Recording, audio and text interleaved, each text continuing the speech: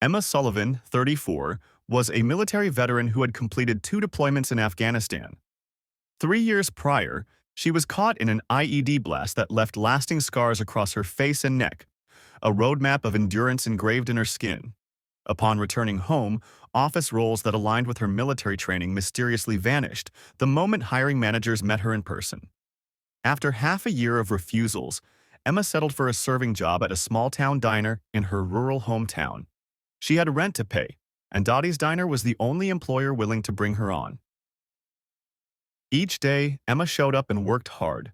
She never voiced a complaint, never mentioned her history. She learned to ignore the stares, the murmurs, the way parents instinctively pulled their children closer when she approached their tables.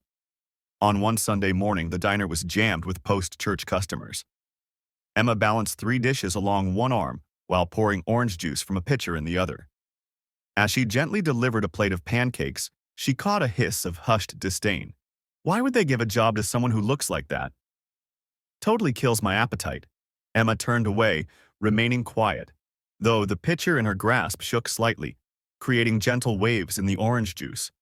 Dottie, the diner's owner, observed the scene from behind the counter. Instead of standing by her staff, she gave Emma a disapproving look, as if the disruption was her fault for merely existing. A little boy passing by with his mother pointed straight at Emma's face and asked, "Mom, what happened to that lady's face?" The mother tugged her son along without so much as a glance at Emma. "Don't gawk," she scolded, loud enough for everyone to hear. "It's not polite to stare." Emma smiled faintly and turned her attention to her breathing, just as her therapist had trained her. Inhale through the nose, count to 4. Exhale through the mouth, count to 6. That same rhythm had steadied her in gunfights back in Kabul. It would carry her through this Sunday rush in Tennessee. "Order up, table 7, called the cook. Emma retrieved the dishes, adjusting the name tag pinned to her shirt, which also bore a tiny American flag, a subtle nod to her service. Most patrons didn't even register it. "Can we get more coffee over here?" A man at table 5 waved impatiently, then recoiled when he saw who was serving. Emma ignored his reaction. During a short break, she slipped into the restroom and splashed cold water onto her face. The mirror reflected scars that surgery could only partially mend, faded pink lines that tugged her right eye and etched a permanent dimple into her cheek. She had stopped noticing them long ago. Why couldn't anyone else? Back out on the floor, Emma noticed a teenage boy at table 9 studying her closely. Unlike others, he wasn't fixated on her scars. His gaze locked onto her eyes. His hand lay flat over his heart, a gesture Emma hadn't seen since her days in uniform. "If you believe those who serve deserve respect, stay." Emma carried on, though every second added weight to the judgment she bore. The whispers grew bolder, the glances more overt. Even Melissa, the only other server working that day, began steering tables away from Emma's rotation. "Table 4 needs a top-up," Melissa said, carefully avoiding Emma's eyes. "But maybe I'll take it. They seem particular." Emma got the message. "I've got it," she said softly, lifting the coffee pot. At table 4, an older man in a polo looked up with disdain. "Can't someone normal bring our food?" The comment cut like shrapnel.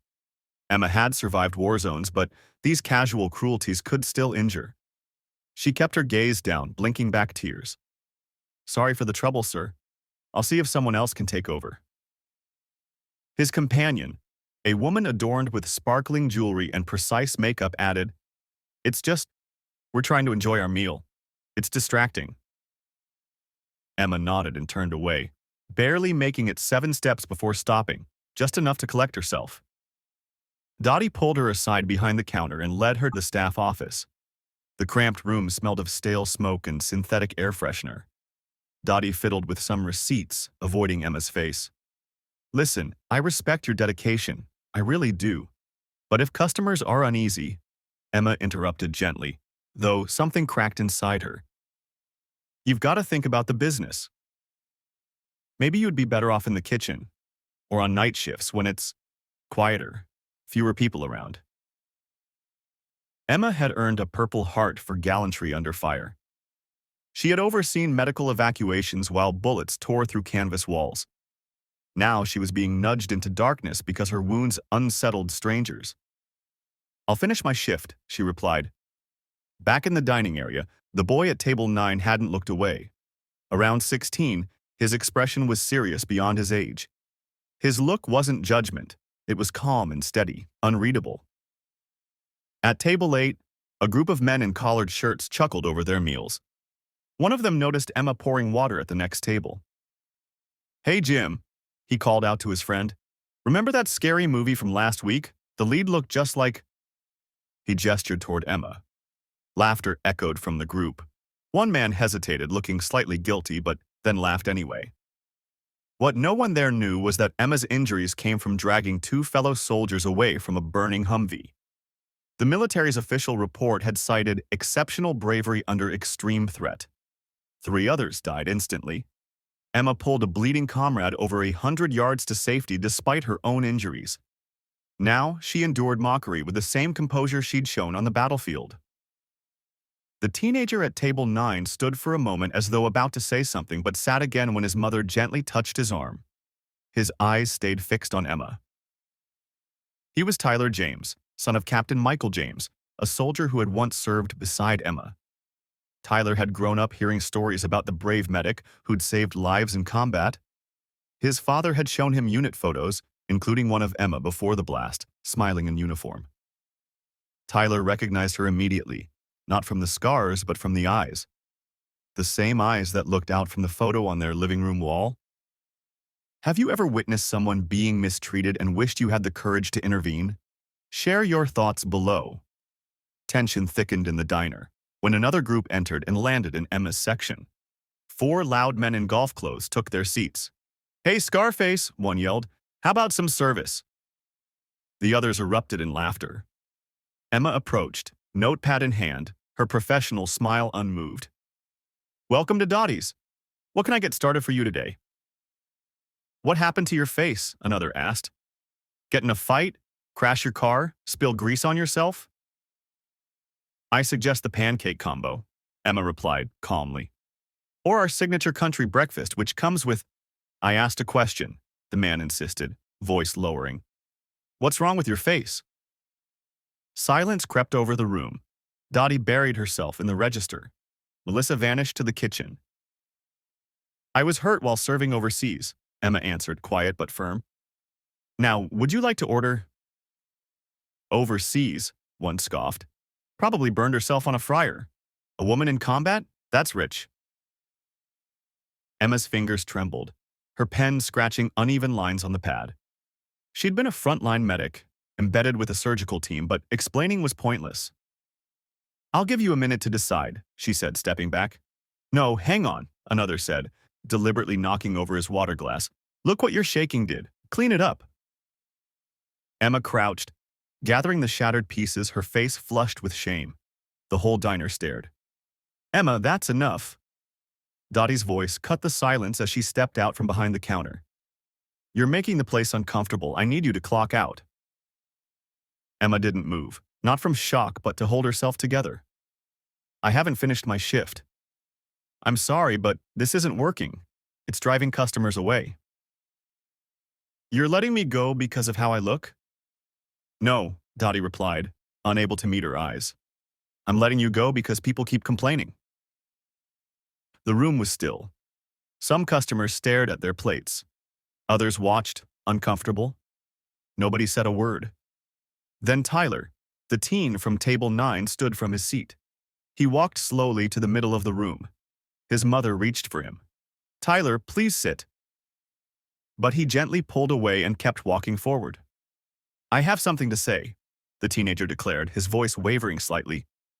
Uncertainty and emotion blending in the tremble of youth. His unexpected words pierced the hum of conversation. Slowly, all heads in the diner turned. The chatter died. A hush blanketed the room. Tyler stood tall, his gaze locked on Emma. Then he turned toward the crowd of strangers and with a steadier voice said 6 words that struck deeper than any insult. "She saved my father's life twice." The statement landed like thunder. No need for embellishment. Just 6 plain words, delivered with conviction. He reached into his wallet, withdrawing a worn, folded photo. "This is my dad," Tyler said, holding up the image of a man in camouflage fatigues with one arm around a smiling medic. "Emma, before the burns and scars. Captain Michael James, 10th Mountain Division, two-time Purple Heart recipient." Stepping forward, Tyler approached Emma, his every movement filled with respect. "My dad told us how his convoy was ambushed, how Sergeant Sullivan, Emma, pulled him out of a burning Humvee after the explosion. She carried him nearly the length of a football field. Under fire, bleeding. She used her own body to shield him from another blast." Emma didn't move. Her limbs had gone rigid as if bracing for the emotional impact. Her eyes filled, and warm tears traced the scars down her cheeks. Tyler's voice grew in power and clarity. "Those scars you're staring at, that's what bravery looks like." In the far corner, an older man slowly pushed back his chair and stood. His joints creaked. His face was lined with time. "I served in Vietnam," he said, voice grave. 48 years ago. I sat here, watched this happen, and said nothing." He turned to Emma, shoulders squared, and raised a formal salute. "Ma'am, I apologize for my silence. I should have spoken up sooner." A woman at the next table dabbed at her eyes with a napkin. "I'm ashamed of myself," she murmured. Even the group of men who had mocked Emma earlier now stared down at their plates, guilt overtaking their smirks. The cruelty they'd spewed moments before felt hollow in the wake of truth.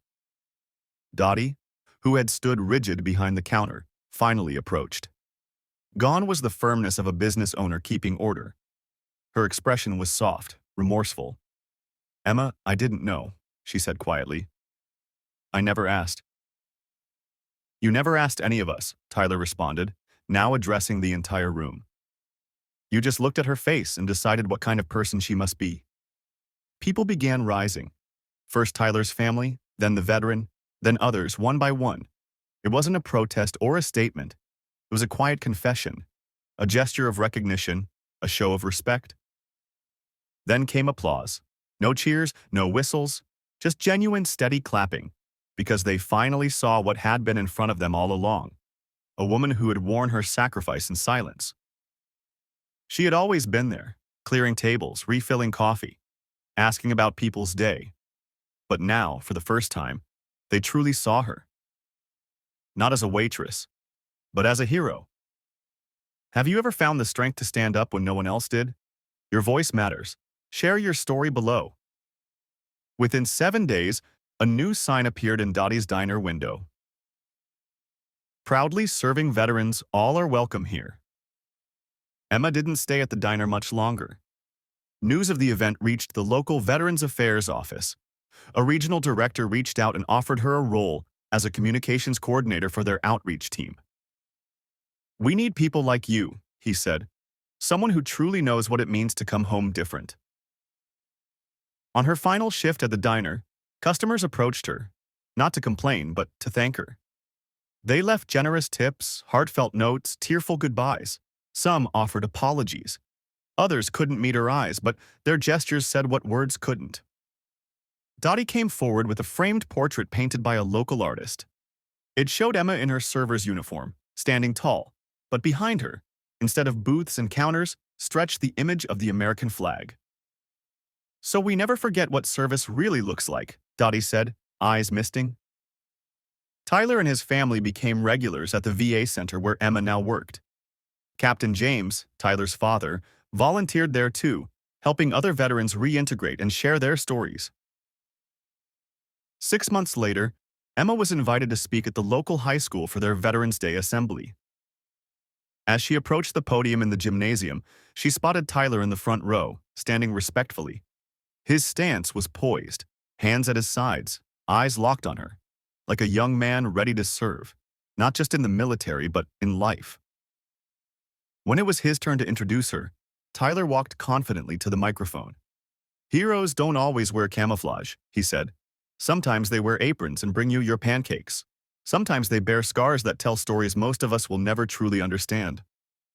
Emma placed a hand over the raised tissue on her cheek, a movement that once stemmed from embarrassment but now radiated pride.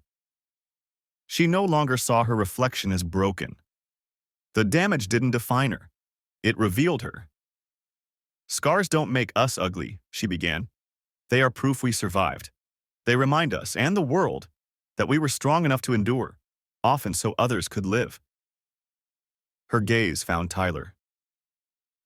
And sometimes, she said, voice rich with emotion, it only takes 6 words from one brave young soul to make the world pause and listen. Across town, Dottie's diner had transformed. Along one interior wall, a new installation had been added, the Wall of Honor. It displayed framed photographs of local veterans, some young, some aging, some gone. At the center of the display hung Emma's portrait. Below it, a bronze plaque read, "Courage serves daily." Have you witnessed a moment like this? A wrong made right? A voice that pierced silence? Tell your story. It deserves to be heard. Subscribe for more true stories that remind us, doing the right thing is never something we do alone. Miss, your face looks disgusting. The voice cut through the diner like a blade. Emma, frozen mid-step, held a water pitcher over a table. Her hand shook. Water sloshed over the rim and soaked her skirt. At a nearby booth, laughter erupted, sharp, mocking, unkind. The scars along her cheekbones were harsh under the buzzing fluorescent light. She didn't flinch. She didn't respond. She didn't cry. She had heard it all before. But from the corner of the diner, a teenage boy stood up slowly. He turned, his face solemn and steady. All eyes landed on him. He looked directly at the mocking table and in a voice louder than the insult said just 6 words. She saved my father's life, twice. Have you witnessed injustice like this? Type yes, if it broke your heart too.